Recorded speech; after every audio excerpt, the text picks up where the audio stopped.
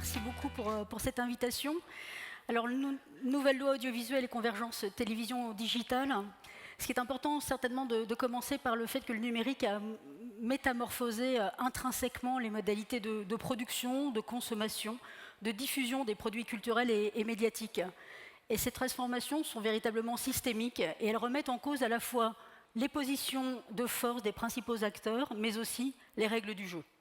Alors, le secteur audiovisuel, comme pour la majorité des secteurs d'activité, a vu l'émergence de ces nouveaux acteurs, de ces nouveaux services qui modifient à la fois les usages, les équilibres économiques, mais aussi les chaînes de valeur. À la veille de l'arrivée, comme vous le savez tous, d'une nouvelle loi audiovisuelle, que le CSA depuis longtemps a appelé ses vœux, le paysage audiovisuel français est aujourd'hui celui d'une hyper-offre. Il est pénétré par des acteurs internationaux, des acteurs globalisés, d'une puissance tant économique que financière inégalée. Je pense à Netflix, à Amazon Prime, à Disney ou encore à Apple TV. Cette réforme, elle est très attendue, notamment parce que notre paysage audiovisuel, il a été dessiné depuis la loi de 86, c'est-à-dire il y a 33 ans. Et ce projet de loi, aujourd'hui, modifie de manière très substantielle. Schématiquement, qu'est-ce que l'on voit ?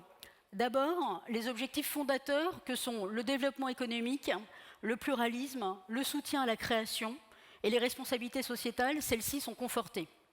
Ensuite, on observe une nouvelle loi de gouvernance de l'audiovisuel public plus intégrée, une modernisation du dispositif de contribution des chaînes à la création, et enfin, une nouvelle organisation de la régulation avec son champ, ses modalités adaptées aux mutations extrêmement profondes des modèles économiques, ainsi que les formats, les usages, les supports.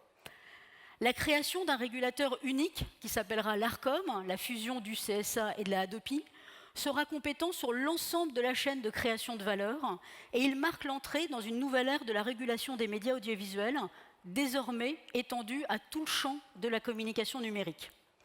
Alors le soutien à la création, c'est l'un des piliers de la loi. Par le biais de la signature de conventions, comme vous le savez, le CSA signe avec des chaînes de télévision, qu'elles soient commerciales ou payantes, et aussi du cahier des charges pour les chaînes publiques. Toutes ces chaînes de télévision, elles participent au financement de la création en remplissant des obligations d'investissement dans les productions audiovisuelles, cinématographiques européennes et d'expression originale française. La transposition de la directive, donc des services de médias audiovisuels, c'est aussi un grand marqueur de la nouvelle loi. Pourquoi ? Parce qu'elle fait entrer dans le champ de la régulation l'ensemble des plateformes de partage de vidéos en leur imposant de participer, elles aussi, au financement de la création, d'exposer dans leur catalogue de la production d'œuvres originales européennes à hauteur de 30%, et puis d'assurer la mise en avant de ces œuvres sur leur interface. Tout cela participe de la réduction des asymétries, tant fiscales que réglementaires, entre les acteurs traditionnels et les plateformes. Ce que l'on sait aujourd'hui du marché de la publicité, c'est que 33,3 milliards d'euros, c'est le montant du marché global de communication en 2018, c'est 14,4 milliards pour le marché des médias et c'est 3,4 milliards pour le marché de la télévision. En 2018, si le marché publicitaire a effectivement progressé, comparativement à 2007, de 2,4%, pour autant, l'ensemble du marché publicitaire média, lui, est en hausse de 4,2%, et il est surtout tiré par la publicité en ligne. 9%, c'est la part estimée dans le marché du display pour les éditeurs de télévision gratuite. C'est moins de 1% du total de l'ensemble des dépenses de communication des annonceurs. On voit bien que les éditeurs de télévision traditionnels doivent réagir à cette nouvelle pression publicitaire en ligne. Alors ces acteurs historiques, ils avaient une longue, et que vous connaissez très bien, habitude de commercialiser des espaces publicitaires qui étaient d'abord limités, qui étaient définis de matière temporelle, et sur la base d'hypothèses d'audience à atteindre en utilisant des panels. Désormais, les acteurs du marché de la publicité en ligne, ils proposent un nouveau mode de commercialisation de ces espaces publicitaires, où là, la valeur marchande, elle est désormais déterminée en fonction de l'atteinte d'une cible définie finement à l'échelle individuelle. On voit bien qu'on change de modèle. Donc les éditeurs, ils font simplement face d'une part à ce changement, mais ils font aussi également face à une concurrence totalement inédite, constituée d'acteurs qui sont globalisés, qui vont privilégier l'autodistribution sur un Internet ouvert, et en plus qui évoluent au sein d'environnements clos, qui leur permet d'accéder à de l'information sur les préférences des téléspectateurs et de les exploiter dans une optique d'amélioration de leur offre proposée pour du ciblage publicitaire. Alors, on voit bien que derrière les questions qui découlent de cette transformation sont d'autant plus prégnantes que les données qui sont liées à la consommation de contenu audiovisuel, elles comportent une fonction identitaire extrêmement forte. Les algorithmes qui vont traiter de ces données sont nombreux, ils sont variés. Je pense aux moteurs de recommandation, je pense à la programmation des radios, mais je pense aussi à la publicité programmatique. Et historiquement, la donnée qui était la donnée utile pour la publicité télévisuelle, c'est la donnée d'audience agrégée, celle de médiamétrie. Elle permettait de valoriser des espaces publicitaires en fonction à la fois du volume, mais évidemment en fonction aussi de la composition de l'audience. Et aujourd'hui, les éditeurs de services de télévision ont besoin de données pour des finalités qui sont multiples. D'une part, proposer des algorithmes pour la recommandation de contenu qui va être efficace, comprendre précisément quelles sont les préférences des téléspectateurs, et évidemment, c'est une utilité pour une perspective publicitaire. Alors, il ne faut pas se tromper non plus de combat. La télévision, et de façon plus générale, les éditeurs traditionnels, leur régie, ils présentent des avantages qui sont des avantages indéniables. Des espaces publicitaires qui sont toujours extrêmement puissants. Ils bénéficient de contextes éditoriaux qui sont protégés. Et ils bénéficient aussi de caractéristiques de qualité de programmation que les annonceurs recherchent. On peut noter les différentes polémiques qu'il y a déjà eu sur l'inadéquation entre les messages publicitaires autour de contenus disponibles sur Internet et qui étaient parfois jugés inappropriés.